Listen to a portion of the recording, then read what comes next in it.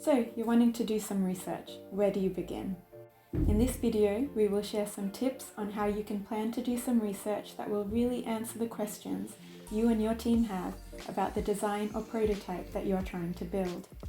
Before planning the logistics of your research, like what methods you're going to use, what users are you wanting to research with, when and where are you going to do the research, it's really helpful if you spend some time understanding what your research goal is. What is it that you're trying to learn? Because really, it could be anything. Without taking the time to do this, you're at risk of doing some really wonderful research, which unfortunately isn't answering the questions you or your team have, and so won't inform or help improve the design of the product or service you're trying to build.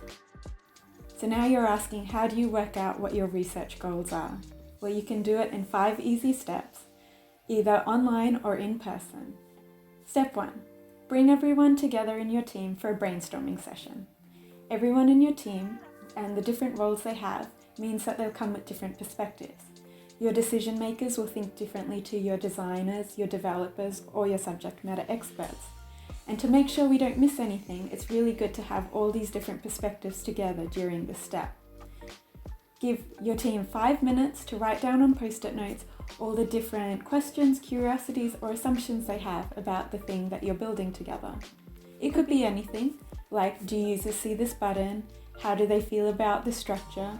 Or how do users react when something goes wrong? Step 2. Once everyone's written down their questions on the post-it notes, allow each member a couple of minutes to talk through what questions they had written down. This allows people to further explain their thought processes behind the questions that they wrote and allow them to elaborate on anything which was difficult to write down. Step 3. Start grouping similar themes of questions together. Even though people come from different perspectives, as people are explaining their thought processes behind the questions they wrote down, you might start seeing similar themes of the type of questions emerging. And you can start grouping them together. You might have many groups or you might have just a few. Either way, it's perfectly fine. Step 4. Once you've done all the groupings, together decide on a word that describes the overarching theme or a question that describes the overarching sentiment of that grouping. This can commonly be known as the research question. It isn't necessarily the question that you'll ask the participants during the research, but is a question that you're wanting the research to answer. Step 5. Now you have your research questions, you can decide on what research methods are most effective in helping you answer these questions. For example, if your research question is, how do users know what steps they must take? You could do usability testing to see how they flow through your design. Or your research question might be, do users understand the wording?